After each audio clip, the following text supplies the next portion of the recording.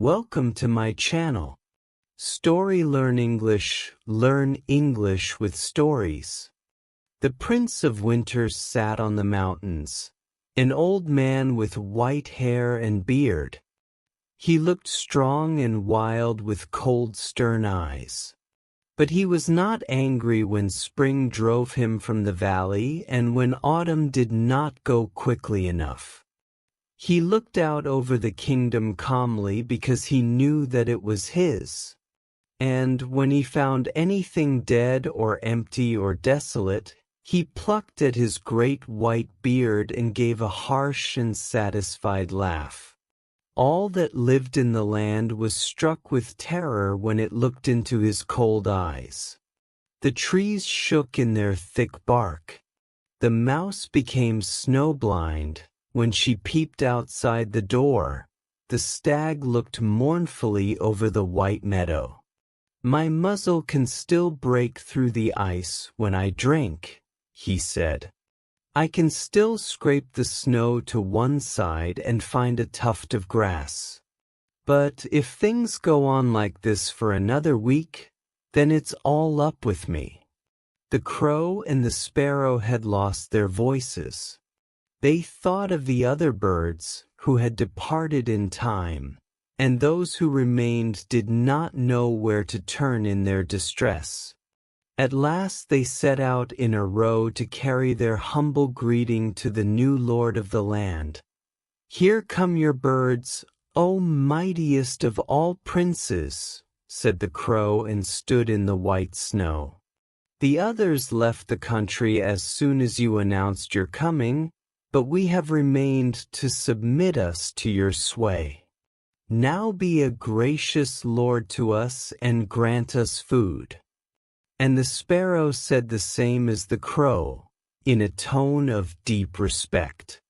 But the Prince of Winter laughed at them disdainfully. "Hi, you birds! In summer's time you amused yourselves merrily. In autumn's, you ate yourselves stout and fat, and as soon as spring strikes up you will dance to his piping like the others. I hate you and your screaming and squalling and the trees you hop about in. You are all here to defy me." Then he rose in all his strength.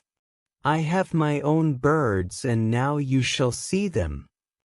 He clapped his hands and sang, "We snowbirds, white snowbirds, white snowbirds, we snowbirds, through fields skim along. To jubilant spring I grudge music of no birds, to summer no song.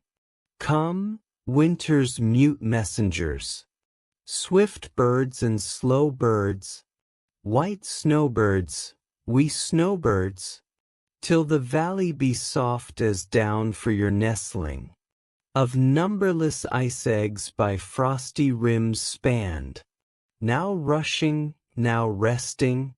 White snowbirds, we snowbirds, skim soft through the land." And winter's birds came. Suddenly it darkened, and the air became full of little black specks, which descended and turned into great white snowflakes.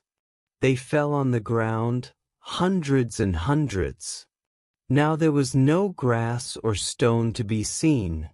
Everything was smooth and soft and white. Only the trees stood out high in the air and the river flowed black through the meadow. "I know how to crush you," said the Prince of Winter. And when evening came, he told the wind to go down. Then the waves became small and still. Winter stared at them with his cold eyes, and the ice built its bridge from bank to bank. In vain the waves tried to hum spring's song. There was no strength in their voices. Next morning there was nothing left of the river but a narrow channel. And when one more night had passed, the bridge was finished. Again the Prince of Winter called for his white birds, and soon the carpet was drawn over the river till it was no longer possible to see where land began or water ended. But the trees stood boldly out of the deep snow. The firs had kept all their leaves and were so green that it was quite shocking to behold. Wherever they stood, they were a protection against the frost and a shelter against the snow, and the other small birds found refuge under their roofs. The Prince of Winter looked at them angrily. "If I could but break you," he said. "You stand in the midst of my kingdom keeping guard for summer, and you give shelter to the birds who disturb the peace of my land. If only I had snow enough to bury you." But the trees stood strong under winter's wrath and waved their long branches. "You have taken from us what you can," they said, "farther than that you cannot go. We will wait calmly for better times." When they had said this, Winter suddenly set eyes upon tiny little buds on the twigs. He saw the little brown mice trip out for a run in the snow and disappear again into their snug parlors before his eyes. He heard the hedgehogs snoring in the hedge, and the crows kept on screaming in his ears. Through his own ice he saw the noses of the frogs stick up from the bottom of the pond. "Am I the master or not?" he shouted. He tore at his beard with both hands. He heard the anemones breathe peacefully and lightly in the mold. He heard thousands of grubs bore deep into the wood of the trees as cheerfully as though summer were in the land. He saw the bees crawl about in their busy hive and share the honey they had collected in summer, and have a happy time. He saw the bat in the hollow tree, the worm deep in the ground, and wherever he turned, he saw millions of eggs and grubs and chrysalides, well guarded and waiting confidently for him to go away. He stamped on the ground and shouted in his loud, hoarse voice, "Roar forth, mine anger, roar and rouse! What breathes below earth's girder? By thousands slay them!" He shouted it over the land. The ice broke and split into long cracks. It sounded like thunder from the bottom of the river. Then the storm broke loose.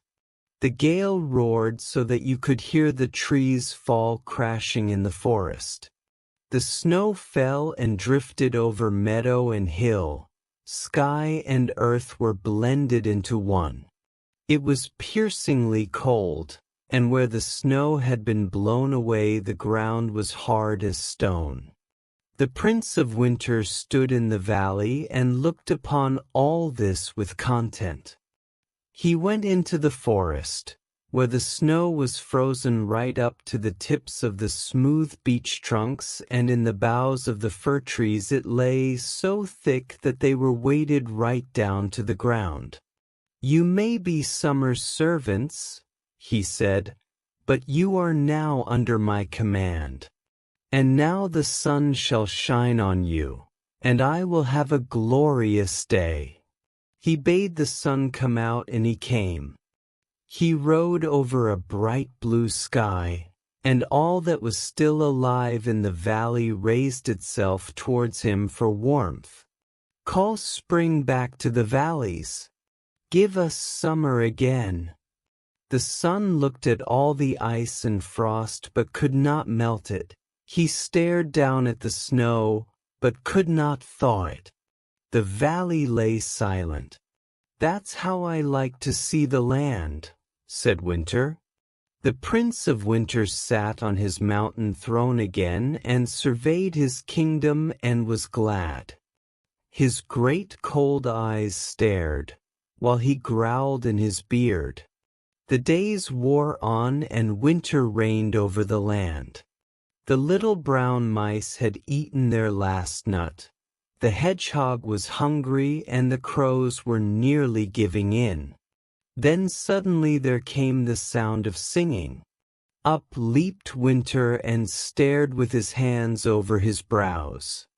Down below in the valley stood the Prince of Spring, young and straight in his green cloak, with a flute slung over his shoulder.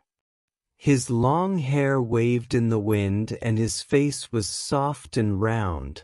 His mouth was ever smiling and his eyes were dreamy. And all nature rejoiced.